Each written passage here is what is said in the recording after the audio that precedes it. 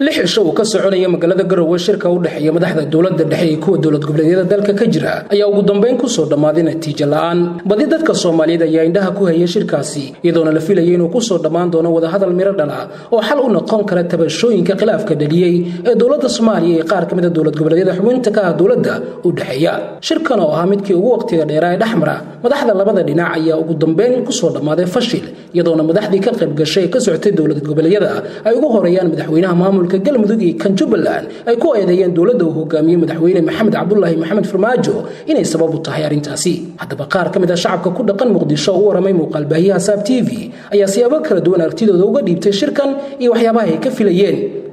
dhaliishu way jirtaa waxayna u jirtaa fiiri maamul goboleedyadii inta Muqdisho looga yeeray oo madaxweynuhu laba jeer u yeeray bay imaan waayeen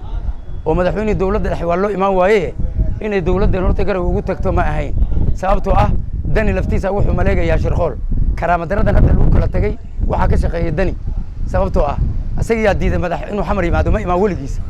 laba jeer dawladdu ugu tagto mar saddexaad ee dawladdu ugu tagtay danina si loo doortay wali xamar muusan imaan ma la macnay karaa macnahaas midda kale shirqoolada uu dawladdu dhigay waa kan hadda Axmedoobe uu fashiliyay jirka oo xeef uu fashiliyay oo laguna kala tagay dadweynaha Soomaaliyeed maanta maxay ka sugayaan meeshaas wax wanaagsan ay ka sugayaan in lagu kala tago la soo fawdayo la soo gacan qaado la soo xayay lagama sugayn shirkan dinas walbanka baanan qargaan walbanku kooyan shirka Garowe intii wala hanka baanan qargaan man qargaana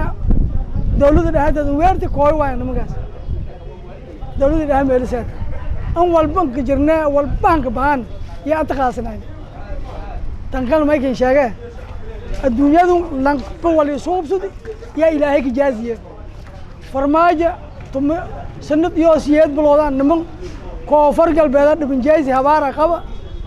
ma ka hasalaw sanadkii siyeed bilowdna ma ka hasalaw ka jira Garowe lixda casho ka socday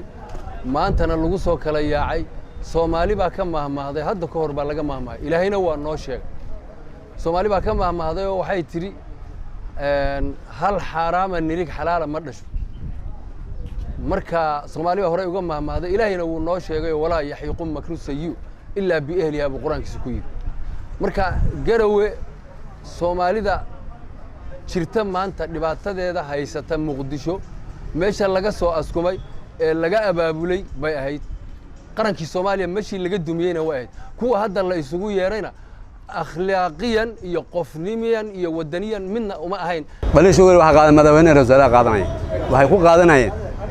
baratokolka in gobol hadda la soo doortay oo wali federaalka inay wada tagaan labadoodaba inay tawarfuud kala u diraan ay ku habooneed wasiir daaqili oo kale inay u diraan labadii ugu sareysay meesha tagaan ayagoo nin oo gobol ah oo haddana si loo soo diray aan la hariirin dawladda hariir aan sameeyay iska aaday meesha wadanka lagu duminay uu aaday ayadoo lagu xisaabtaan meesha ku tageen qaladka uu hortay askale Samir Abdirasaaq Umar wararka telefishinka Saab TV magaalada caasimadda Muqdisho